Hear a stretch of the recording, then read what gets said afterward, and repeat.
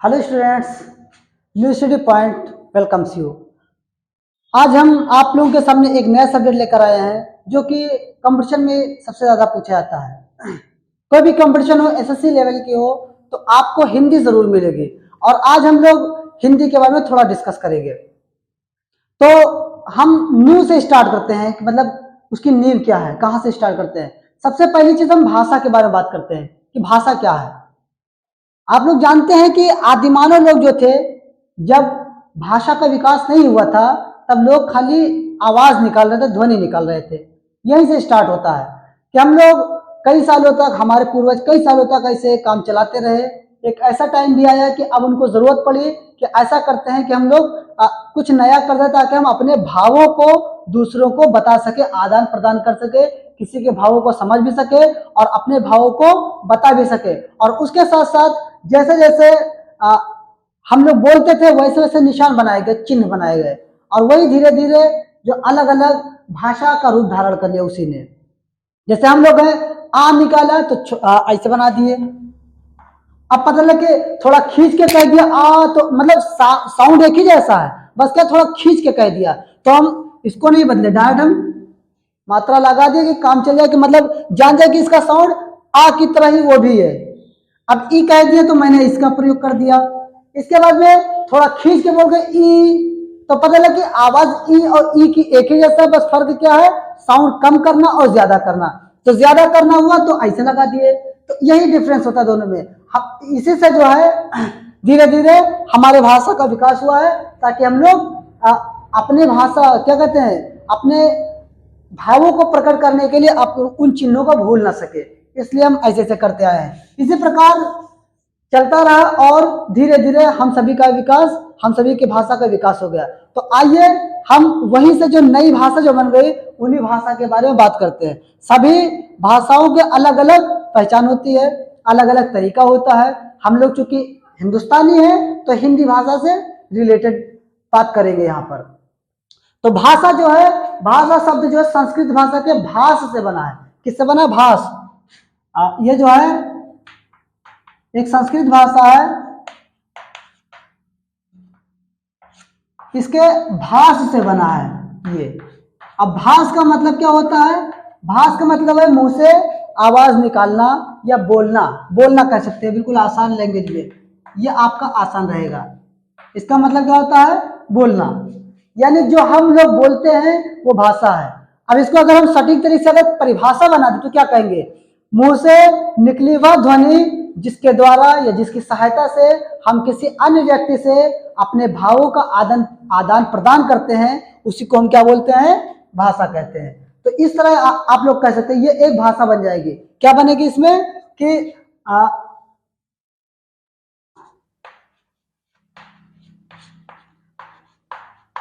मुंह से निकली वो सार्थक ध्वनि कह सकते हैं। ऐसा नहीं कि पता चला कि हम लोग समझ ही ना पाए तो वो भाषा नहीं कहलाएगी, समझने वाली चीज होनी चाहिए। वह सार्थक ध्वनि जिसके माध्यम से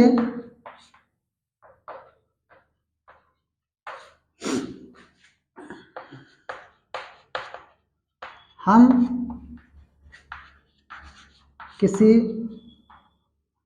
अन्य व्यक्ति से अपने भावों का आदान प्रदान कर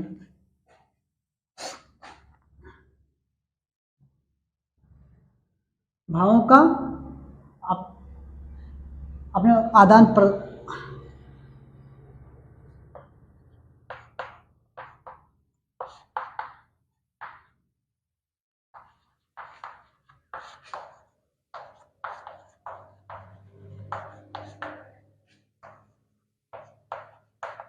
हम इसको हम अपने भाषा में ऐसे लिख सकते हैं।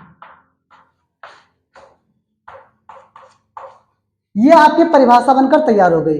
इस तरह कोई बहुत बड़ी बात नहीं है कि परिभाषा बनाना, आप लोग खुद ही सोचिए, आप बना सकते हैं। अब इसका कोई मतलब ये कहीं से दिया नहीं कि ऑथेंटिक नहीं, ये अपनी तरफ से बना लिया गया। तो आप लोग ये भाषा को सोच समझ के बना सकते हैं। देखिए मुंह से निकली वह सार्थक ध्वनि, हम बोल रहे हैं ना, आप लोग हमारी आवाज को सुन रहे हैं ना, तो ये कैसे सुनाई दे रही है, मेरे मुंह से आवाज निकल रही है ना, वही आप तक पहुंच रही है। तो वो सार्थक ध्वनि जिसके माध्यम से हम किसी अन्य व्यक्ति से, जैसे आपसे क्या करते हैं, हम आपसे क्या करते हैं, अपने भावों का आदान प्रदान कर रहे हैं, जो हमारे दिमाग में जो विचार हैं उन विचारों को, अपने फीलिंग्स, सुख दुख है और मजाक, हंसी मजाक है, वो सब आपको बता रहे हैं मुंह के जरिए, और आप उसको फील भी कर रहे हैं, महसूस भी कर रहे हैं। तो जो आप महसूस कर रहे हैं और आप मेरे भावों को समझ रहे हैं, अगर आप समझ लेते हैं तो वो सार्थक ध्वनि क्या कहलाएगी, भाषा कहलाएगी। ये होता है। अब हम बात करते हैं भाषा। यहां पर आप देखेंगे भाषा, अब जाहिर सी बात है, भाषा बना तो भाषा के टुकड़े भी तो होंगे, न तो हम कैसे पहचानेंगे, भाषा का टुकड़ा होना बहुत जरूरी है, बिना टुकड़े के हम जान ही नहीं पाएंगे। इसके लिए हम क्या करते हैं, इसके हम भेद बना लेते हैं। भाषा के भेद कौन कौन से हो जाते हैं, ये 3 प्रकार से आपके मिलेंगे। सबसे पहले भेद से पहले बेहतर यह है कि हम लोग पहले भाषा के प्रकार समझ ले, वो बेहतर रहेगा। भाषा 3 प्रकार से होते हैं। एक तो हम बोल रहे हैं, आप लोग सुन रहे हैं ना, मौखिक भाषा, यानी मुख से निकली हुई भाषा जो है वो क्या कहलाएगी, आपका मौखिक भाषा बनेगी, क्योंकि हमारे मुंह से निकल रही है, ये भाषा हो गई। ये ज्यादा क्या कहते हैं, ये प्रमाण नहीं बन सकता है। हम आज आपसे कोई बात कहें, आगे चल के हो सकता है बदल जाए, आपके पास क्या सबूत है, नहीं बता पाएंगे। तो ये मतलब क्या कहते हैं, प्रमाणित नहीं कर सकता है कि हम काम चला ले। इसके लिए हमें जरूरी क्या है, हमें इसके लिए लिखित भाषा है, लिखित लिखना से बना है। किससे बना है, लिखित लिखना से बना है, यानी लिखित भाषा। ये जो अभी हम काम कर रहे हैं, हम ये दोनों काम साथ साथ कर रहे हैं। देखो हम बोल रहे हैं, वो आपका मौखिक भाषा, हम इस पे लिख रहे हैं, ये आपका लिखित भाषा है। हम बोलेंगे तब भी आप हमारे भावों को समझ लेंगे, हम लिख रहे बिना बोले लिख देंगे तब भी आप हमारे मन की बातों को समझ लेंगे। एक होता है सांकेतिक भाषा। अब सांकेतिक भाषा क्या है, वो भाषा जिसमें हमें ना तो लिखने की जरूरत पड़ती है ना बोलने की जरूरत पड़ती है, इसके बावजूद भी हम समझ जाते हैं, बल्कि सिर्फ संकेत करते हैं। आप लोगों के गांव में, लगभग में सभी गांव में कोई ना कोई गूंगा मिलता है, आप लोग जानते हैं।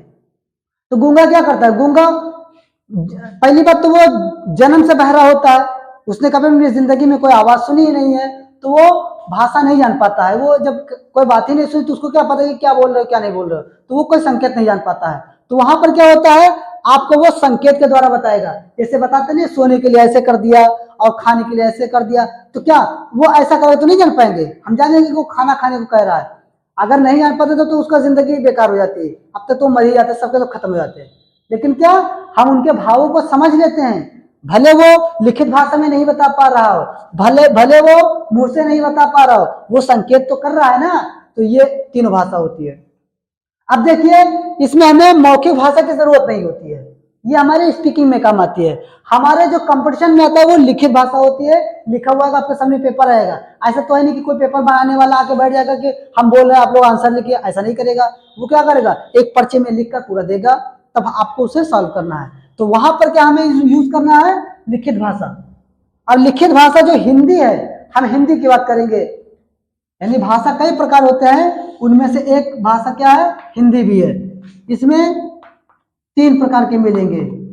यही भाषा को हम विचार कह सकते हैं, क्योंकि विचार ही तो भाषा होती है ना, हम अपने विचारों को बताते तो वही भाषा है। तो हम इसमें क्या है, एक होता है वर्ण विचार, क्या होता है, एक होता है वर्ण विचार, और दूसरा क्या होता है, दूसरा होता है वाक्य विचार, और एक होता है शब्द विचार। वाक्य विचार और दूसरा क्या होता है, शब्द, तीसरा शब्द विचार होता है। तो आइए आज हम इसके बारे में बात करते हैं, वर्ण विचार। वर्ण विचार, वर्ण क्या है, सबसे पहली बात तो यही कि वर्ण है क्या। वर्ण वह छोटी से छोटी ध्वनि है जिसके हम टुकड़े नहीं कर पाते हैं। ठीक, जैसे अभी मैंने बताया ध्वनि का पहचान उन लोगों ने कैसे किया, मतलब जब बनाना हुआ तो आप बोलो तो छोटा आ बना दिया, खींच के बोलते तो बड़ा आ बना दिया, इस टाइप के। तो इसमें क्या है, इसके टुकड़े नहीं किए जा सकते। आप लोग इसका अगर ऐसे भूल सकते तो एक चीज दिमाग में रखिए, आप लोग वर्णमाला तो पढ़े होंगे ना, कक्षा 1-2 में तो पढ़ाया जाता है, बल्कि अब तो नर्सरी में पढ़ाया जाता है ए छोटा आ बड़ा आ छोटी ई बड़ी, ऐसे बोला जाता है। तो क्या वर्ण माला यानी वर्णों की माला, माला एक से नहीं बनती है, कई जो है कई वर्ण को गूंथ कर एक माला बनाएगी, उसी को वर्णमाला बोलते हैं। तो उसमें जो एक एक जैसे जैसे मोती में माला में मोती होते हैं, उसी प्रकार वर्णमाला में वर्ण होते हैं, यानी मोती का काम ये करता है। तो वर्ण कौन सा है, छोटा आ बड़ा आ से लेकर चलेगा पूरा, टोटल 22 होते हैं। होते सॉरी 52 होते हैं, होते तो 53 है, लेकिन एक को अलग रखा जाता है। अब हम इसकी बात करते हैं, इसमें आपको किस कौन कौन सी चीजें मिलेंगे।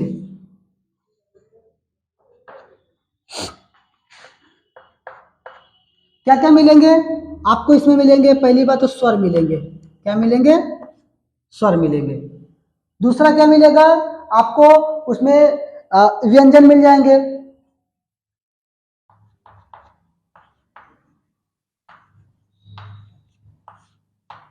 इसके बाद में आपको मिलेगा अयोगवाह,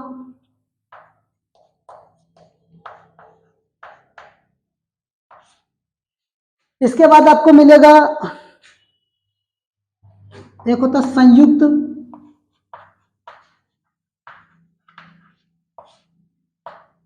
संयुक्त व्यंजन मिल जाएगा वो, बल्कि ये कह सकते हैं। और एक होता उच्छिष्ट बोलते हैं,